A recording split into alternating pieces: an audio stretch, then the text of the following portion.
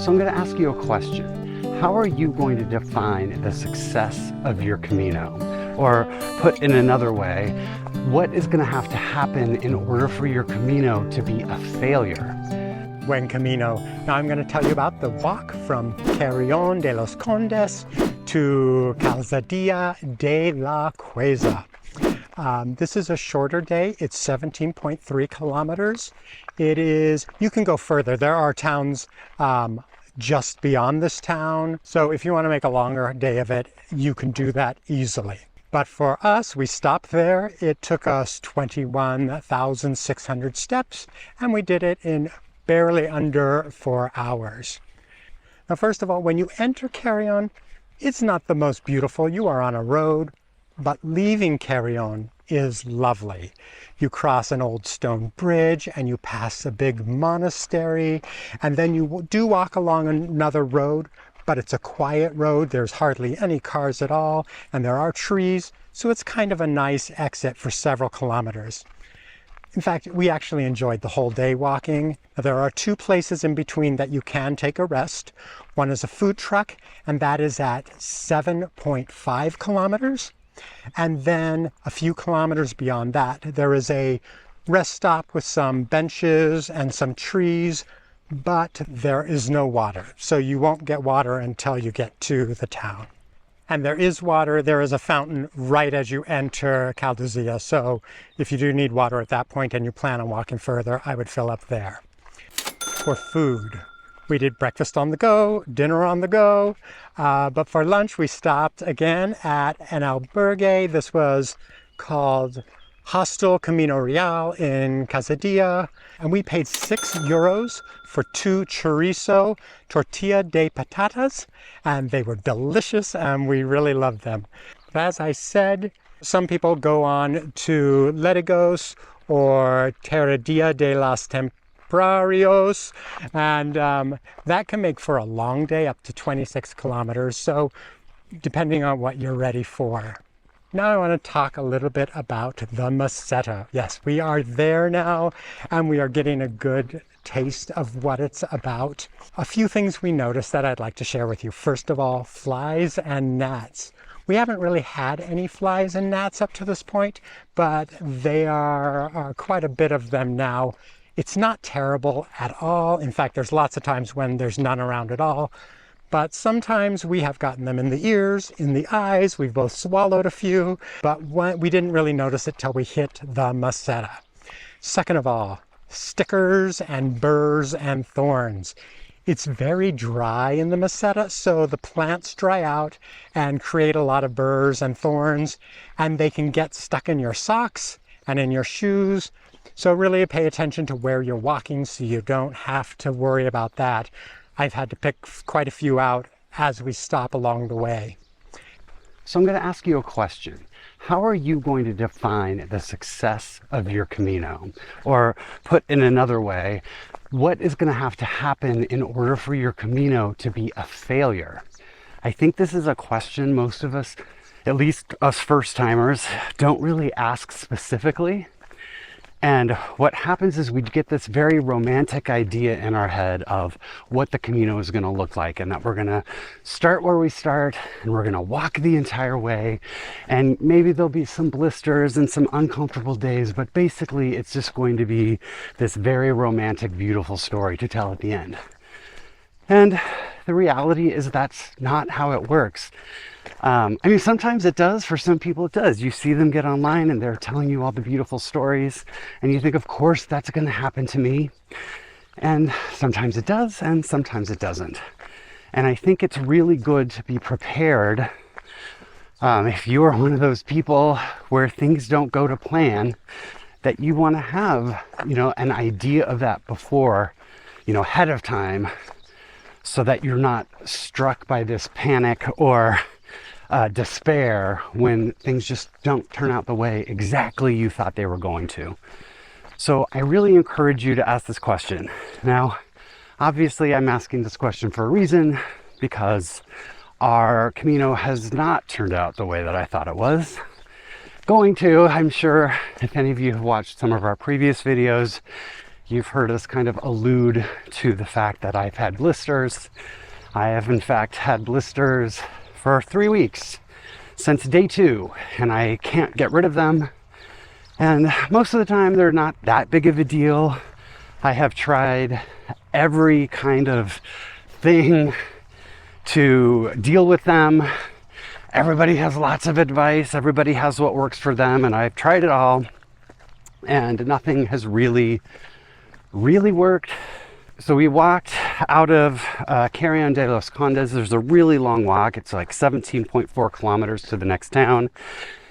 And when we got there, or actually right before we got there, I could feel some hot spots on my heel.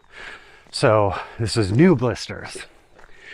And they got really tender really fast, and I knew, judging how my other blisters had responded or not responded over the previous couple of weeks, that was a problem. And so we kind of limped into town, sat down at a cafe, and had to have a really hard conversation about how are we going to deal with this.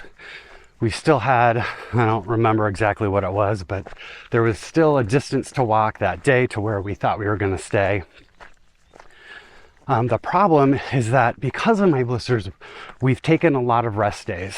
Now, we had worked some rest days into our schedule because, we wanted to be prepared for stuff like this. And I've used them all. Actually, we have 2 left going forward, but we still have a long way to go. So we didn't have days just where we could stay there and see what would happen. We knew we had to do something though, because I couldn't keep walking or it was just going to get really bad. And so we made the very hard decision.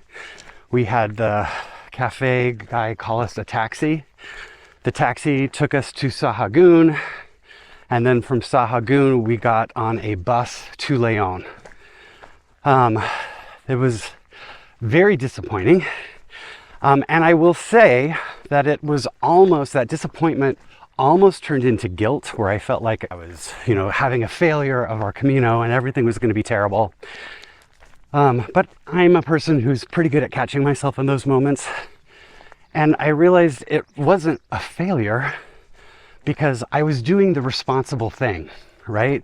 The actions that we took was what had to happen because I had, I hate to call a blister an injury because there are people out here who get worse injuries than that, but I couldn't walk on it. We needed to do something. I knew based on what we've done for the last couple of weeks, I was going to have to rest for a couple of days. We didn't have enough days in the schedule.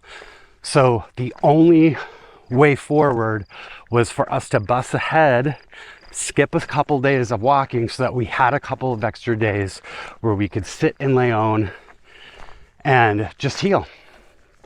And so that's what we did. I know there's going to be people on the internet that are going to come for us for this and say, oh, you didn't do a real Camino and you cheated and you're not a real pilgrim. And I'm okay with that, right? Because everybody comes from their own place. They decide what's good for them. And that's fine. The interesting thing is that only seems to happen on the internet, because in person, every single person I've talked to has been super supportive. Many people have done similar things. It's just that the people who do that don't tend to be very open about it because they know they're going to get a bunch of crap for it. So here's my point. I really encourage you to ask the question of what defines a success and a failure of your Camino. Because if you have that in your head ahead of time, that when stuff like this happens, you can be really clear-headed and make the responsible choice without a bunch of emotional baggage getting in the way. My Camino is not ruined. My Camino is amazing. Other than my feet, the rest of me feels great. I am loving every day that we are out walking. It's totally awesome. So we are actually just out of León. I filmed this already and we had some technical issues with the footage, so I had to refilm it. But we did end up staying 4 days in León, which was amazing. León is a terrific city. They were having a festival. It was great. I mean, I missed most of it because I was sitting in bed with my feet up. But David went, and I did a little bit, of course, because it's really fun to get around.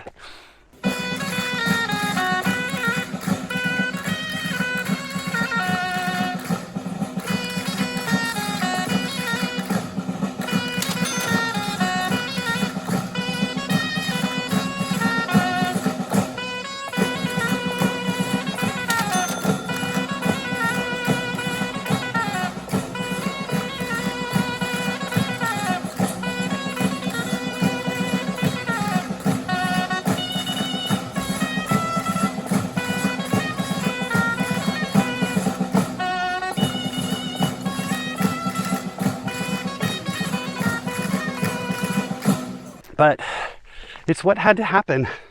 I think we ended up missing, now I'd have to look at it, but it was 40 some miles of walking. And so, yeah, there's going to be a little asterisk on this Camino for us because we weren't able to actually walk the whole way. But the thing is I want to come back and do this again already. Like right from the first week, I was like, this is amazing. And I want to just do it again. You know, you have so little time to explore all the places that you're in. I think coming back to do it again, then I can walk that piece that we missed. But also the rest of it, just so there's more time to enjoy it. Because I don't know. You know, they say people who hike the Camino often come back and do another one because you just fall in love with it. And that is completely the case with us. We are absolutely loving it. Just some technical details in case you're curious. The taxi to Sahagún cost us 27 euros. I got onto Rome to Rio and I knew there was a train that left from Sahagún to León. A lot of these small towns, the transportation options might be twice a week or once a day or something.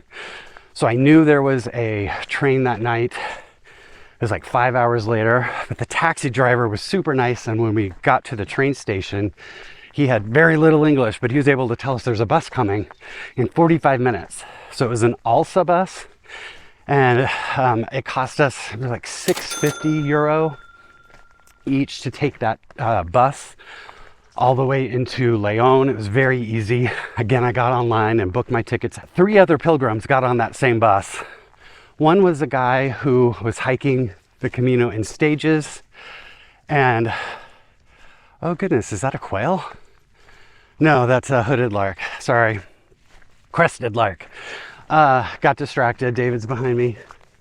Probably looking for that same bird. Anyway, what was I saying? Oh, so there was a guy on the bus who was hiking in stages. He had finished for this hike in Sahagún and he was headed home, and then he's going to come back I think next year and start from Sahagún and keep hiking because people do things in stages. So that's another way I could look at it, that we've hiked the first stage and the last stage and now I just have to come back someday and hike the middle stage, but we'll probably just do the whole thing because I like it.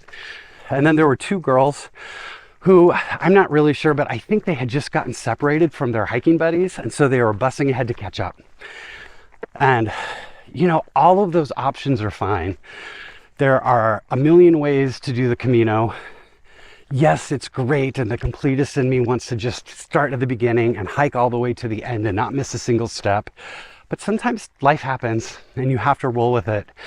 And it doesn't help you to feel guilty about it, and it doesn't make anything better for you to be miserable that your Camino was a failure. This Camino is a total success for us. We're learning how it works. We're learning what we like. We're learning what our preferences are. We're learning a lot about ourselves and other people. And I really do think we're going to come back and do it again. So that's my story. And that's what it is. We did the responsible thing and I'm happy about that. I hope that helps. Please answer this question for yourself because you're going to be a lot happier for it. So we do make a new video every day of our walk. And so check out this playlist right here that has all of our videos in case you want to go back and check them out. Today and not tomorrow.